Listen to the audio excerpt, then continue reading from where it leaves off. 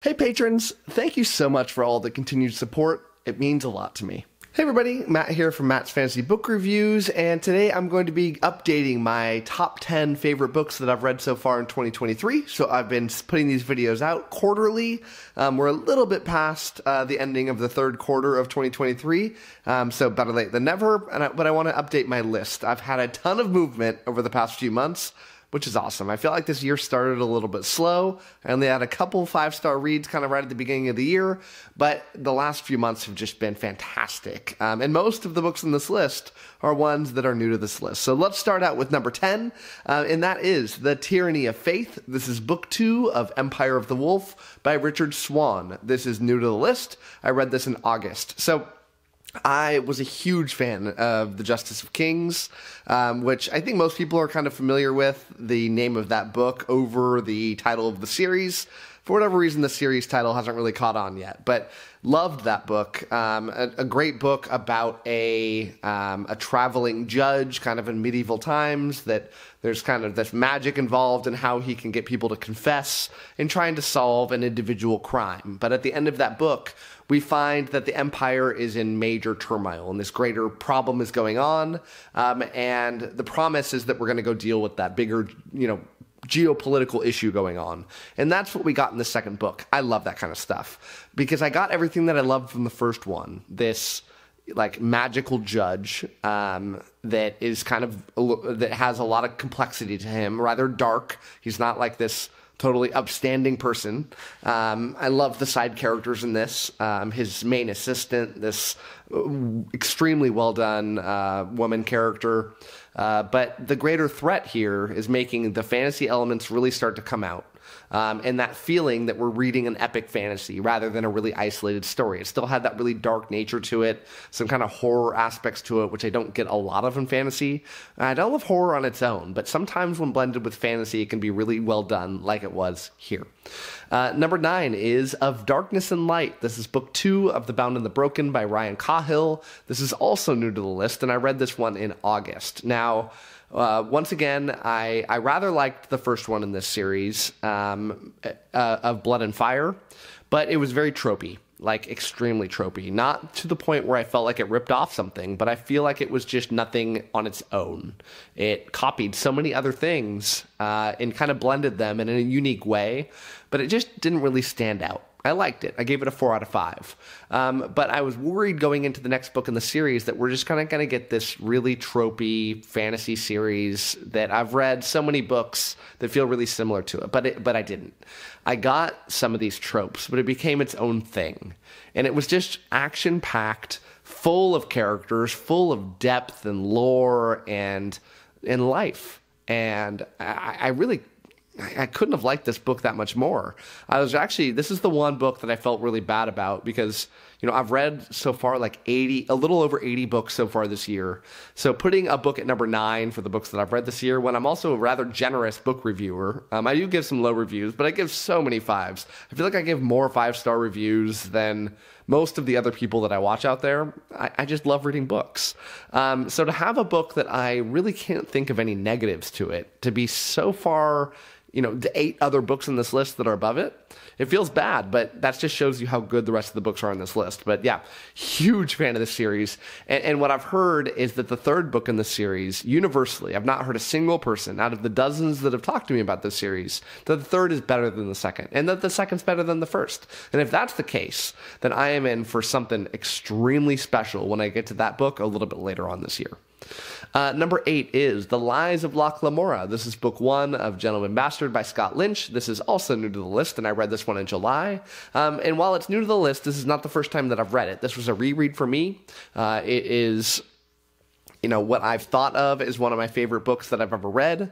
That's going down a little bit because number 8 for this year, clearly I've read a lot of other books before this year that I also have high up on the list, but I truly love this story. I don't normally love kind of heist stories. I like those elements of books sometimes, but I don't like a whole book centered around it like this one is. But it just works so perfectly. And I think what really works perfectly for me is that while I like the story, what I really loved about it was the characters, and I loved the prose of Scott Lynch. And those can really make or break stories for me. I'm a big character reader. I love plots, but characters is where my heart and soul is. And to have these characters that I adore, each and every one of them, especially the kind of band of, the main kind of band of, I want to say heroes here, but they're not heroes because they steal for a living. But the protagonists is something special. And I love this kind of darker way that Scott Lynch writes. I mean, he writes profanity better than I've ever read it. Sometimes, a lot of times, profanity can be used in fantasy stories, and I roll my eyes. And this one, I just get a big grin on my face because it's so unique, so full of life and humor, and the twists and turns along this book are just so good. And to read it back again and kind of see where those things are kind of, starting to process things when you didn't really realize it the first time was a really special experience. And this was especially special because I listened to it on audiobook, and the audiobook of this is just to die for. Number 7 is Red Seas Under Red Skies. This is book 2 of Gentleman Bastard by Scott Lynch. This is new to the list. I read this one in September. And when I first read this series, I had this reversed, as I think most people do. Most people say that the books go, the first is the best, the second is next, and the third is by far the worst of the bunch. But upon reread, I revised my opinion. I loved the second one I dearly. It has this kind of pirate on the open seas aspect to it, and I love stories with boats in them that feature heavily.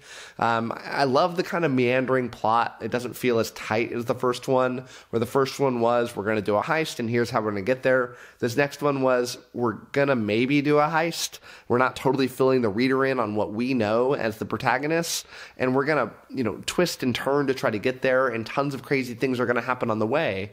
And the heist, as we know it, is not what the reader thinks it may be. And you get that hint kind of along the book, but it truly is major surprises for the reader that are, not as surprising for the protagonist, but even they get surprised by what they have to do to try to pull things off in the end. Number 6 is The Last Argument of Kings. This is book 3 of The First Law by Joe Abercrombie.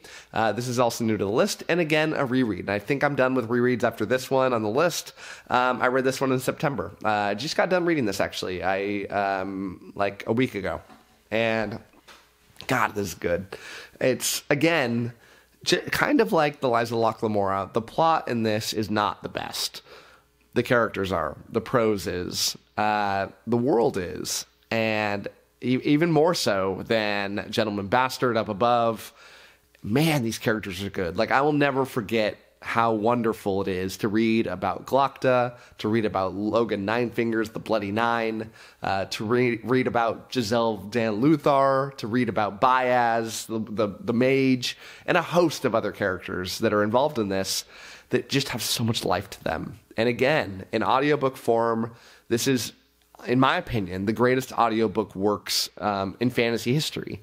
There's some others that are almost as good, like Gentleman Bastard, like Dungeon Crawler Carl, but nothing that kind of reaches to this level. And it's just, it's extremely special and will always hold a special place in my heart. Number 5 is Blood Song. This is book 1 of Raven's Shadow by Anthony Ryan. This is new to the list. I read this in September. I did not really have this book on my radar until I had somebody win I think they recommended it to me because they won my TBR contest. I do a contest every month. If you can correctly guess the most amount of books out of everybody that joins the contest, then if you win twice, then you get to pick a book for me to read. And this person picked this, and man, it's good. I mean, this book was high up on my list of my fan vote of what their favorite fantasy books of all time were. And I'd never really heard of this before. And it's just so dang good. I mean, it takes kind of like what I was talking about a little bit earlier with Of Darkness and Light and Of Blood and Fire, I think it is, by Ryan Cahill. This takes these old school fantasy concepts that we know about and twists them in such wonderful ways, far more than that series did. But it left me, just like desperate to get more of this book and of this series. I love books that have this framing narrative where you have the character telling the story to somebody else.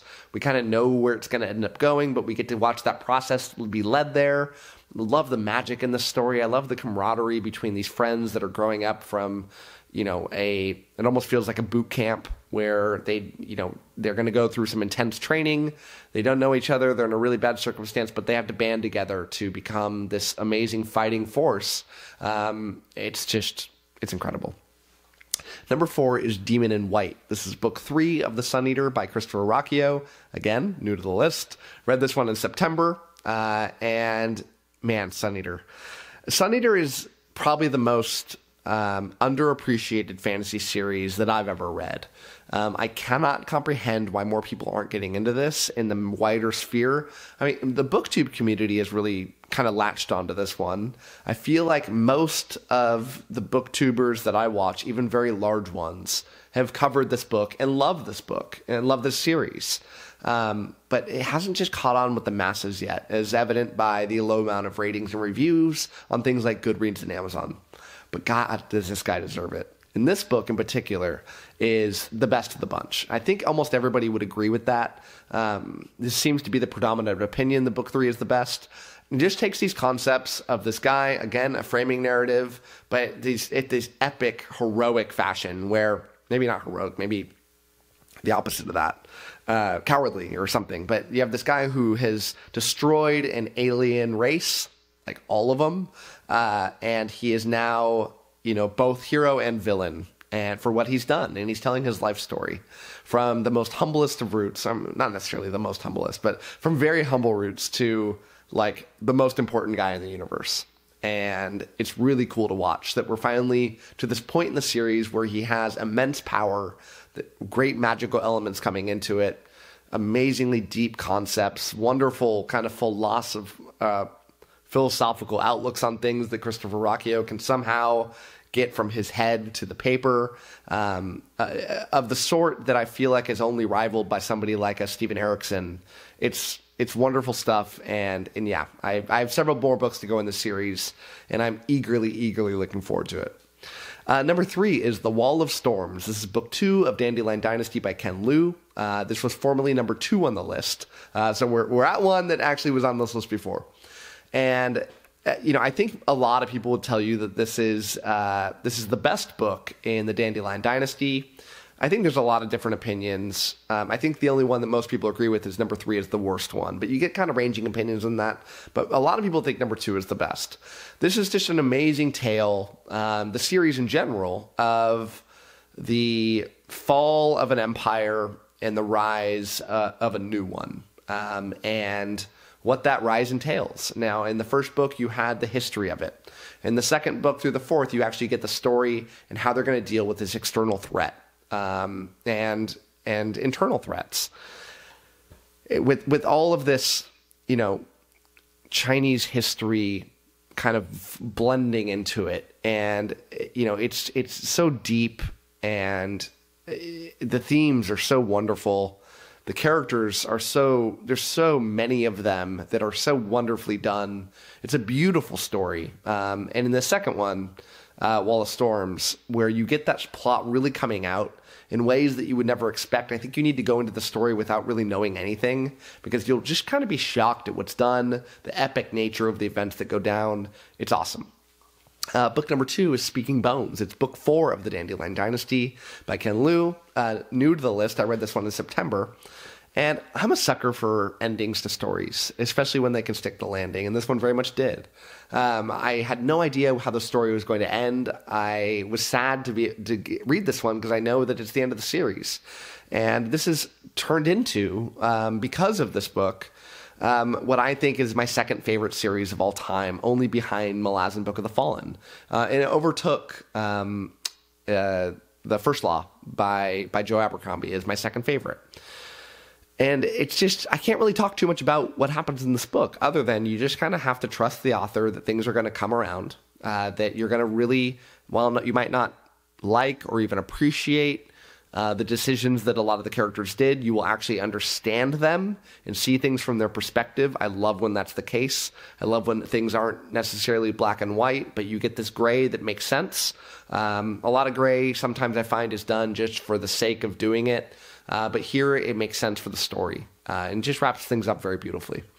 And number 1 is The Grace of Kings, book 1 of the Dandelion Dynasty. And the fact that I have 3 of these books as my top 3 from this year, it shows you how much that I am in love with the series. This first book, I don't think you're going to find a ton of people say their first one was the favorite. And it was my former number 1 book on this list. I read it earlier in the year, and it was just cemented itself as what I believe is the second best book that I've ever read, only behind The Crippled God, the last book in Malazan Book of the Fallen.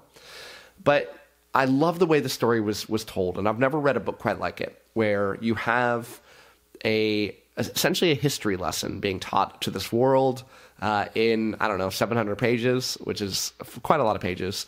But it's so action-packed that you have major event after major event after major event with no breathing room in between. But somehow you're able to fall in love with the main characters here and understand all of the things that you need to know to get to the real plot and have this deep understanding of the background and where these characters came from. I think a lot of series would have not done a first book in the series. They would have started at book number 2. And if they did that, it would have been a great series, but it would have missed out so much on the lore and what makes this series truly special. It's such a crazy way to do things, to make a history book first, and then the real series start from 2 to 4. I like history books. If you don't, you might find this one a little too action-packed, a little bland on the, you don't get these moments of characters just like having long conversations with each other to really build out the plot, to build out these characters. You have to just take it on the run. And it's fantastic and heart-stopping and the most action-packed book that I've ever read in my life. So that is it. I hope that this final quarter of the year knocks off a lot of these books. And I'd feel bad for those books and for those authors. But I'd feel good for me, because if I can read another quarter, even close to as good as this previous one was, then this year is gonna wrap up as one of my best reading years of all time. So that's it for me. Thank you so much for watching, and as always, happy reading to you. Thanks again to all of my patrons, with a special shout out to my Ascendant tier and Librarian tier patrons: Anna G, CJ, Darren, Gregory, Jonathan, My Book is Lit, Nathan T, Nev's Book Channel, 𝐿, Ron Reich, Russell, Ryan L, Sydney Baker, Tahir, Anna, Andra, Angelo, Blair, Brock, Evan, Harry B, Joe, Kat Mick, Maria, Michael Sugarman, Sky, TW57, Wacky, and Zion. Thanks for sticking to the end of this video, and if you want to watch some more content from my channel, click over here and I've got some good videos for you. Thanks so much.